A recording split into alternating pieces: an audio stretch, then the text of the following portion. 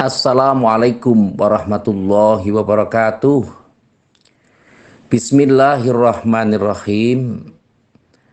Menuntut ilmu itu dianjurkan dan diwajibkan bagi kita sebagai orang muslim, baik laki-laki maupun perempuan. Maka bisa dipastikan bahwa orang yang mempunyai ilmu dan orang yang tidak mempunyai ilmu itu mempunyai perbedaan yang sangat signifikan dari sisi manapun, baik pemikirannya, baik cara kehidupannya, tata kelola kerjanya, atau hal-hal lain yang dilakukan. Ilmu agama misalnya, seorang yang mempunyai ilmu yang mungkin lebih banyak, tentu dia akan bisa lebih tenang dalam mensikapi hidup. Dalam menjalankan hidupnya, dia tidak akan mudah untuk memvonis sesuatu karena memang banyak hal yang diketahui. Tetapi beda kiranya ketika orang yang mempunyai ilmu yang sedikit, referensinya terbatas atau tidak mempunyai, bahkan mungkin tidak mempunyai referensi sama sekali, itu seakan dia akan mempunyai sesuatu yang lebih. Kalau dengan kondisi seperti ini, maka tentu kita harus juga mempertimbangkan betapa pentingnya orang yang belajar. Dan belajar itu kan tidak harus pinter sebenarnya. Jadi ketika kita belajar, hal-hal yang kita pelajari pun harusnya sesuatu yang bermanfaat. Dengan ilmu, kapasitas hidup kita akan menjadi lebih mudah. Kalau kita melangkah tanpa ilmu, tentu itu akan membahayakan diri kita. Mungkin kalau kita menjadi public figure, ya tidak hanya kita sendiri, tapi masyarakat yang kita naungi atau organisasi yang kita naungi atau tempat-tempat lain, organisasi lain yang kita hidup di dalamnya, ketika kita diperintahkan sesuatu dengan tidak ada ilmunya, maka itu akan membahayakan. Dan yang paling penting, seseorang atau golongan itu harus bekerja sesuai dengan ranah masing-masing. Yang ulama tentu bekerja sebagaimana bidangnya ulama. Yang pengusaha tentu dia jangan berperilaku seperti ulama, ya tentu harus berperilaku seperti pengusaha. Yang pedagang juga jangan berperilaku seperti bidang lain. Karena apa? Kalau kita bekerja tidak sesuai dengan bidang garap kita, maka ya tunggu kehancurannya. Ibaratnya menyerahkan kapasitas tertentu kepada orang yang tidak punya kompetensi di dalamnya. Hal ini menjadi pemikiran kita sama-sama bahwa berpuasa ini menahan diri. Menahan diri dari sesuatu yang harusnya kita tidak bicarakan. Artinya pola-pola yang kita perlu sampaikan ya disampaikan, ketika bukan pada ranahnya ya tidak usah disampaikan, kecuali mengulas. Tentu akan berbeda kondisinya. Sehingga proses yang terjadi seperti ini di kita kan sering ya, misalnya kita guru matematika ya jangan membahas tentang biologi. Kalau guru biologi ya jangan membahas tentang fisika atau tentang bahasa Inggris, kecuali dia memang punya kemampuan untuk itu. Kapasitasnya memungkinkan. Pejabat misalnya, menteri keuangan, ya jangan berbicara tentang investasi. Jangan bicara tentang bagaimana tata kelola pendidikan. Tugasnya menteri keuangan kok. Berbicara tentang pendidikan tentu akan repot. Meskipun barangkali ada sesuatu yang membidanginya. Pejabat-pejabat ya jangan membicarakan, kalau yang umarok ya jangan seakan bertindak seperti ulama. Sehingga apa? Ketika mereka sudah seperti itulah, perbedaannya apa antara umarok dan ulama? Tentu pola pikirnya juga berbeda, kebijakan yang ada juga berbeda. Sehingga prosesnya itu akan lebih menyejukkan. Bagaimana ketika kita berbicara bukan pada ranah kita? Yang sarjana pendidikan sudah bicara tentang teknik, yang sarjana teknik sudah bicara tentang agama, lalu yang menjadi orang agama sendiri, yang sarjana agama, dia mau bicara apa? Pola-pola inilah yang tentu harus kita kendalikan sama-sama. Ya kalau tugasnya mengurusi masyarakat, ya jangan berupaya untuk memposisikan sesuatu yang bertentangan dengan kaidah yang berlaku di masyarakat. Maka saya menyarankan, dan tentu para alim juga menyarankan, tentu saya hanya menyambung lidah mereka saja, bahwa kalau tugasnya bupati ya jangan terlalu lama di masjid. Bupati itu tugasnya yang mengurusi rakyat, bagaimana mengurusi masyarakat, atau program-program yang belum selesai, bagaimana kondisi daerahnya, apakah sudah sesuai dengan harapan atau belum, bagaimana rencana pembangunan jangka menengahnya sudah sesuai dengan harapan atau belum, mana yang tergolong rakyat yang fakir, yang miskin, yang perlu santunan, yang perlu mendapat beasiswa, dan seterusnya. Itu tentu demikian.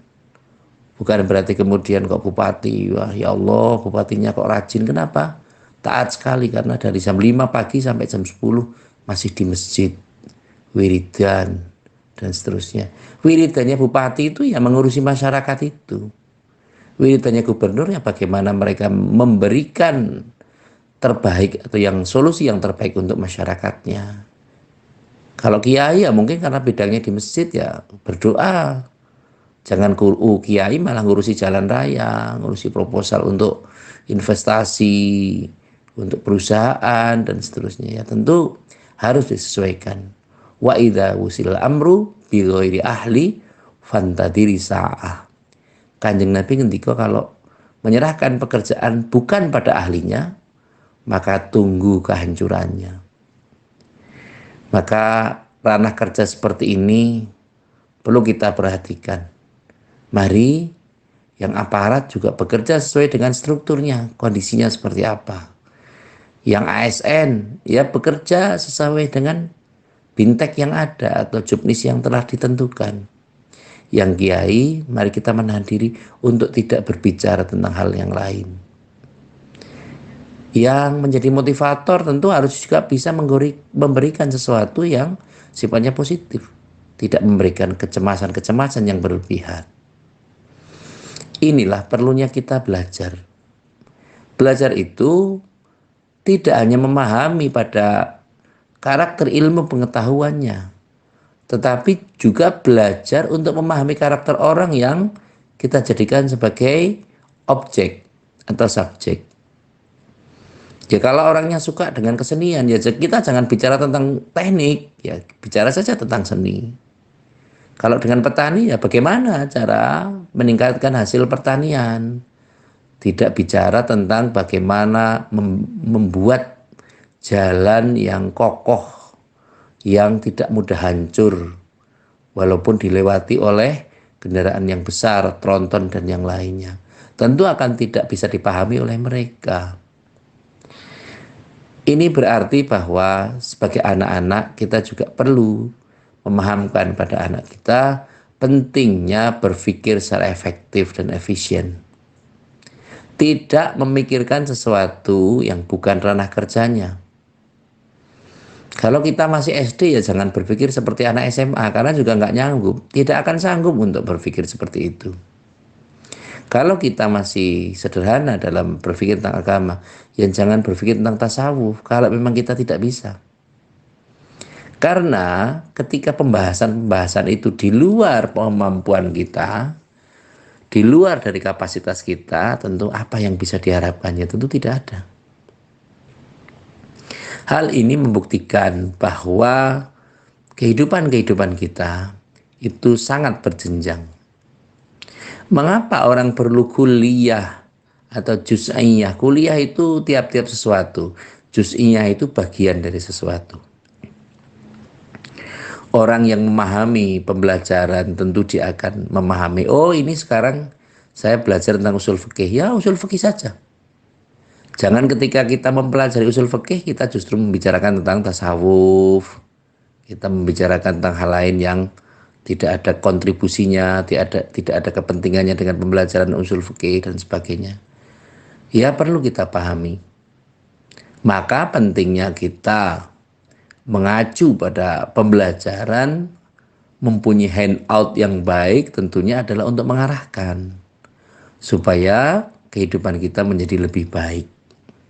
supaya pembicaraan kita akan lebih terarah, lebih terstruktur, dan nun sewu, tidak usah mudah terpengaruh oleh hal-hal yang nampaknya baik, terutama dari sisi agama. Agama itu adalah warisan dari Kanjeng Nabi Agung Muhammad SAW, khususnya agama Islam ya.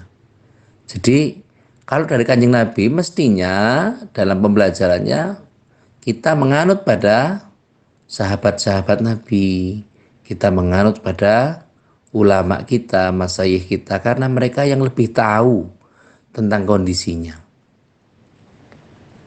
Kalau misalnya dikondisikan ada perintah, perintah yang pertama adalah misalnya mendirikan sholat, ya tentu harus kita kondisikan sholat seperti apa. Ya sholat yang seperti yang dilakukan oleh Kanjeng Nabi. Kita tidak boleh ngarang sendiri. Harusnya 5 waktu. Wah, ternyata inspirasi saya mengatakan 3 waktu. Berarti saya 3 waktu saja. Ya tidak bisa begitu. Pola-pola yang ada sekarang dijadikan sebagai sarana untuk memperbaiki diri. Maksudnya puasa itu kan juga menahan diri. Menahan diri untuk tidak mengungkapkan sesuatu yang tidak pada porsi kita.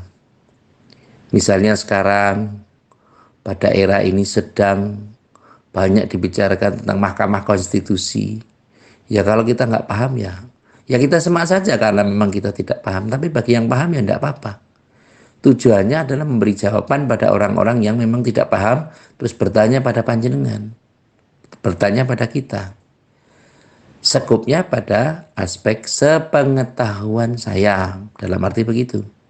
Agama juga demikian. Tidak boleh kita mengkondisikan agama ini sesuai dengan keinginan kita. Kalau kita menafsirkan ayat Al-Quran sesuai dengan kemampuan dan keinginan kita, berarti kita sudah mengontrak tempat, melangkahkan satu kaki kita, menjejakkan satu kaki kita ke neraka. Ya karena memang Kanjeng Nabi ketika demikian. Barang siapa yang menafsirkan sesuatu atas keinginan sendiri, maka dia sudah memesan tempat satu tiket ke neraka. Karena apa? Loh, itu kan tidak hanya sekedar dilaksanakan oleh yang bersangkutan, tapi juga nanti kalau diberikan ke orang lain, juga orang lain nanti yang mendapatkan sesuatunya. Sehingga madorotnya tidak hanya sekedar pada satu orang saja, tetapi pada banyak orang. Kembali pada ranah profesionalisme dalam beribadah tadi. Kalau kita beramal ya sesuai dengan kemampuan kita saja. Seorang yang mampunya sedekahnya 1.000, ya jangan dipaksa untuk 100.000. Seorang mampunya zakatnya 1.000.000, ya jangan hanya 10.000. Karena akan memberikan presiden yang tidak baik. Kalau ranah seperti ini kita pertahankan, misalnya orang ya pokoknya saya ikut umumnya saja, ya jangan ikut umumnya. Ikut kemampuan panjenengan sendiri saja. Kalau yang mempunyai kemampuan ekonomi yang baik, ya jangan ikuti yang kemampuan ekonomi yang di bawah standar. Tentu takarannya adalah pribadi kita masing-masing. Yang jelas saat ini kita adalah membutuhkan pemimpin-pemimpin yang amanah. Membutuhkan orang-orang yang kompeten di dalamnya. Jadi jangan sampai kita sudah ditunjuk menjadi ketua organisasi, tapi kita tidak tahu tugasnya apa. Waduh, ini organisasi sosial, tugas saya apa ya? Ya kalau pengen ngerti itu ya baca ADART tentu, anggaran dasar, anggaran rumah tangga, dibaca. Kalau menjadi ketua senat atau ketua kemahasiswaan atau ketua organisasi yang lain, kita baca aturan-aturannya ada atau tidak, dan tugasnya apa. Kalau kita sudah mengerti tentang itu, tentu insya Allah akan amanah tugas kita.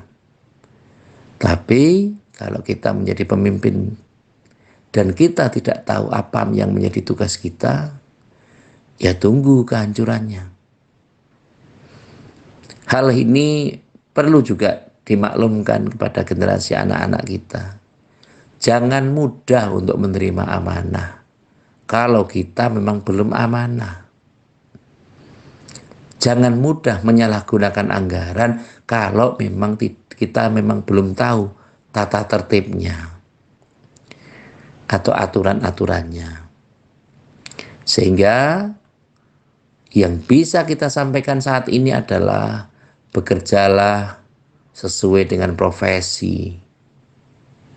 Bertindaklah sesuai dengan harapan dan tugasnya. Jangan menjadi orang yang melampaui batas. Kadang orang yang tahu segala sesuatunya tentang apa-apa tahu, itu sebenarnya dia malah apa-apa tidak tahu. Karena apa? Hanya mengetahui sedikit tapi seakan bicara yang banyak.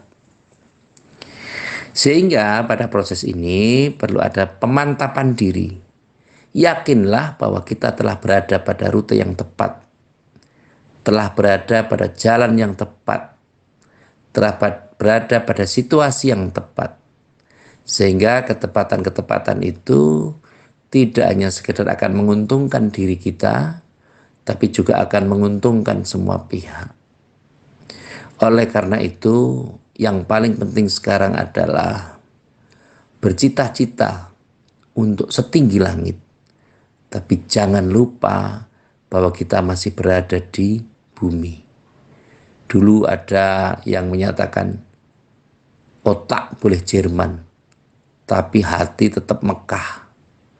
Itu konsep kehidupan yang tentu siapapun boleh mencita-citakan hal yang sama. Tapi sebenarnya tidak hanya ranah seperti itu yang dicari, tetapi mengabdikan pada kepentingan-kepentingan yang lebih besar itu harus dilaksanakan. Dan yang paling penting kita tetap yakin bahwa kita masing-masing orang tentu ada kesulitan. Dan bersama kesulitan itu adalah kemudahan. Sehingga jangan mengeluh kalau kita pada saat menerima kesulitan, tapi jangan terlalu jumawa karena kita telah keluar dari kesulitan itu. Karena hakikatnya apapun yang kita lakukan, semua telah digariskan Allah Subhanahu wa Ta'ala. Yang terakhir seperti biasa, mari kita mendoakan pada teman-teman kita, diri kita yang untuk saat ini masih berkesulitan dalam sisi apapun. Mungkin yang akan menempuh perjalanan jauh, belum mendapatkan kemudahan, semoga Allah Subhanahu wa Ta'ala memudahkannya.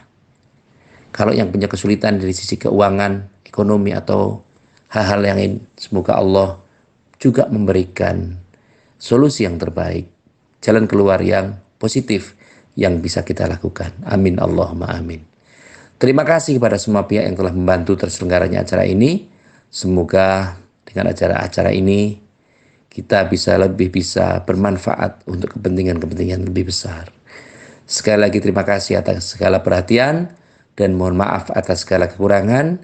Kita akhiri wallahul muwaffiq ila aqwamit thoriq. Wassalamualaikum warahmatullahi wabarakatuh.